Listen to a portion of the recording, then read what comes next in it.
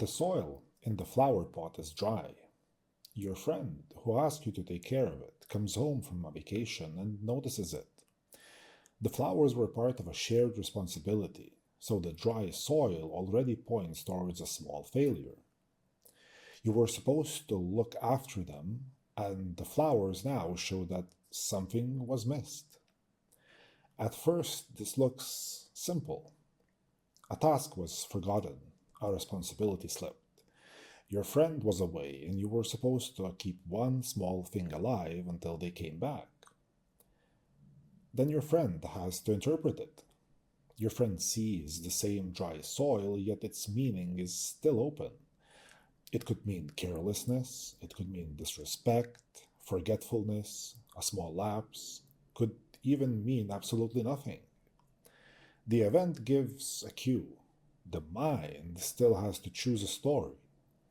This happens constantly in ordinary life. Someone forgets to do something small, or does not react in the way we expected. The event arrives first, and then the interpretation starts filling in the space around it. A late reply can become, they were busy. It can also become, they are avoiding me. A short message can become, they are tired. It can also become, they're angry. The words may be identical, the story around them can be completely different. The difference comes from the constraints around the interpretation. In the flower example, a prior good relationship changes what becomes believable. If there is trust, the generous story becomes easier to select. If the friendship has been stable, the mind has less reason to treat the lapse as a threat. If there has been no recent conflict, the confrontation carries a higher cost than charity. So your friend may land on a generous interpretation. You forgot. You did not mean anything by this, and this is just a small lapse inside a friendship that is basically good. That interpretation may feel like kindness. It may be kindness. Structurally, it is also selection under constraints. The friend had several possible stories available, however. The relationship made one of them easier to use. Change the constraints, and the same event changes meaning. Imagine the same dry soil after 3 weeks of relationship tension. There have already been small disappointments. One person feels they are carrying more responsibility than the other. The forgotten flowers become one more example in a pattern that already hurts. Now the story selected may be different. This always happens. I cannot rely on them. They do not take shared things seriously. The dry soil stayed the same. The constraint set changed. This is where many misunderstandings begin. We often talk as if people are reacting directly to reality. Someone did something, and someone else judged it. Yet the most important part happens between these 2 points. A cue appears, several meanings become possible, and the mind selects the story that best fits its current constraints. Those constraints can be emotional. A calm person has more room for a generous interpretation. A threatened person has less. They can be social. A person may avoid a harsh interpretation because conflict would damage the relationship. They can be historical. A single lapse after years of reliability feels different from the same lapse after repeated neglect. They can also be identity based. Someone who sees themselves as easy to dismiss may interpret neutral behavior as dismissal faster than someone who feels secure. They can also be practical. If people still need to live together, work together, or depend on each other, the mind may select a story that preserves cooperation. This does not mean every interpretation is equally good. Some stories fit the evidence better than others. Some stories are more careful. Some are defensive. Others protect the person from feeling foolish. The point is that interpretation is conditional.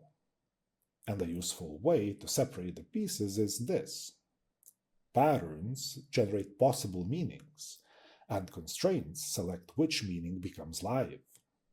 A pattern may say something roughly along the lines of, I have seen something like this before. Forgetfulness can lead to repair. Neglect can lead to resentment. Distance can mean stress, or it can mean withdrawal. These patterns come from memory, repetition, previous relationships, and emotional experience. Now, on the other hand, a constraint can be more described in the lines of, given this situation, this interpretation is the easiest one to believe, tolerate, or act on. Trust constrains interpretation towards charity. Fear constrains it towards threat.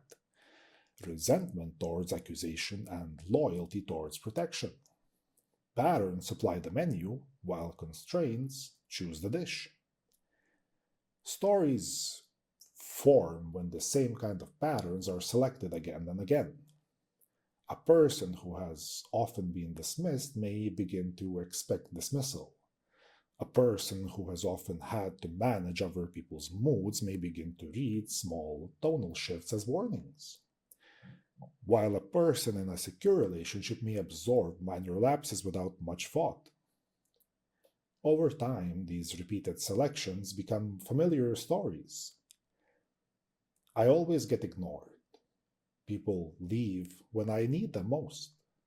He probably did not mean it. Or she's just stressed.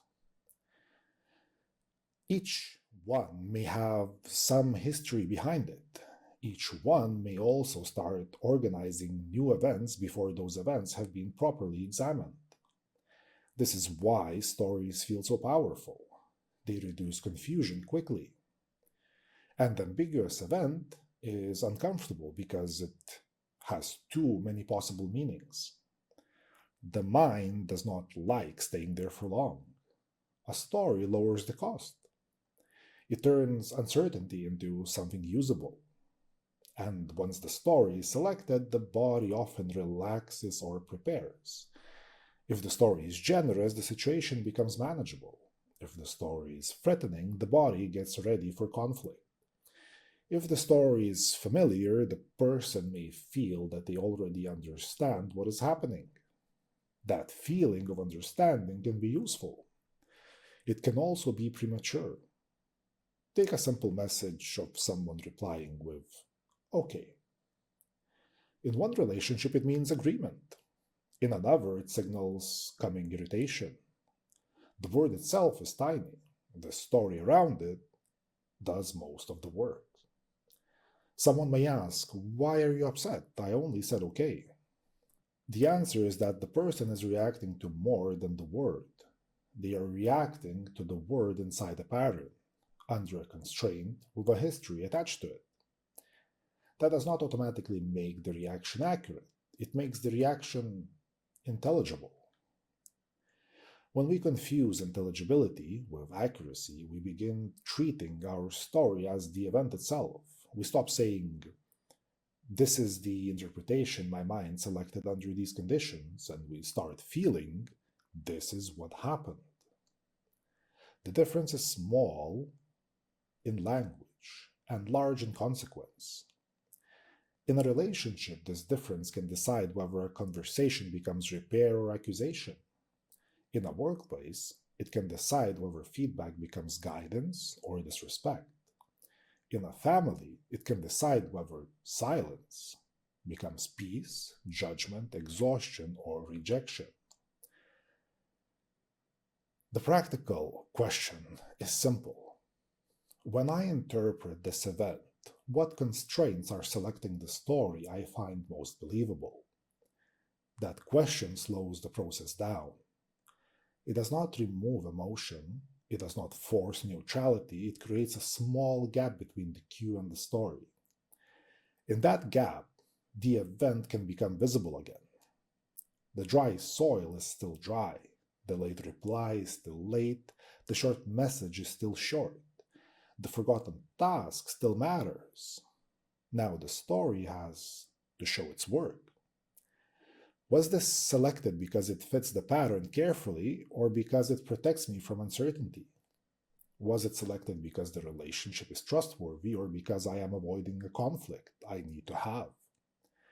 Was it selected because the evidence points there or because this is the story my nervous system knows best? And this is where ordinary interpretation becomes epistemic work. A flower pot, a late reply, or a short message can become a story about care, neglect, disrespect, trust, fear, or repair. The event gives the cue, while the constraint set selects the meaning. Once that is visible in everyday relationships, the larger question becomes harder. What happens when stories are used to carry grief, death, uncertainty, and fear?